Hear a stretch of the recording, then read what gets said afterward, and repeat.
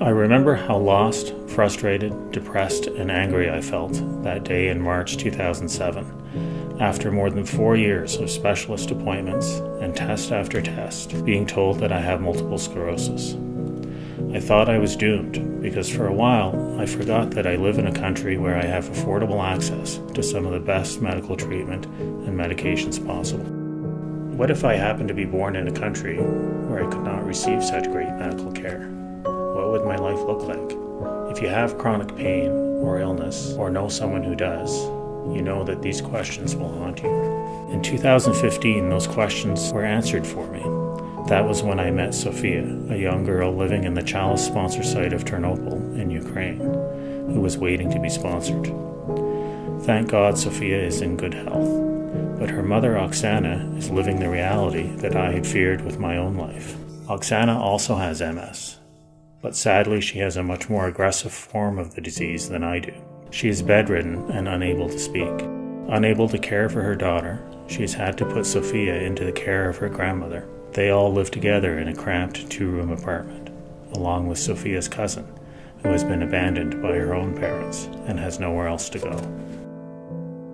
Sophia's grandfather, Oksana's father, died last year. The family now lives on a meager widow's pension. Oksana's eyes lit up a little when I explained that I also have MS and understand a bit about it.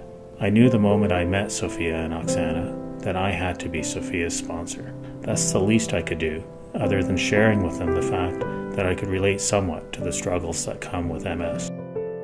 In 2017, I met Andriy, a father just like me, who had enjoyed a promising career as a senior engineer. His MS has him completely crippled and unable to work. He cannot provide for his family, which includes sponsored child Tatiana. Tatiana suffers from kidney disease and requires ongoing treatment herself.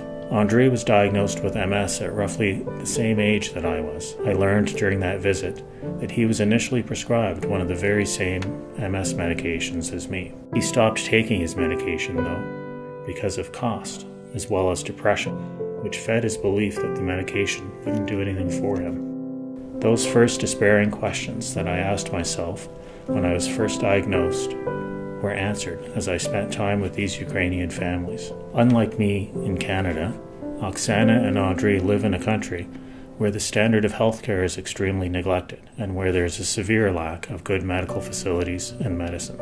Oksana and Andriy, and all people struggling with chronic illnesses like multiple sclerosis, cerebral palsy, or diabetes, have nowhere to turn for help. Good medical facilities are scarce, expensive, and far out of reach for low-income citizens. The medications alone that I take daily would cost about 15 times Oksana's total family income. If I hadn't had access to my treatment, I too might have been debilitated like Andriy. I think of what I'm able to do with my kids that he will never be able to do with Tatiana.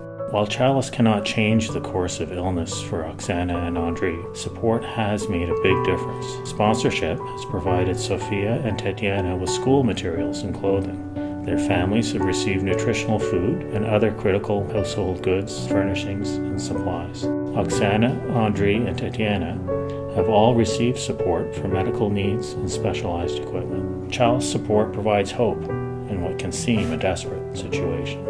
We have so much here in Canada that we take for granted, and so much that we can share. Sharing even a little can really make for a brighter day for people like Oksana and Andriy, and for Sophia and Tatiana.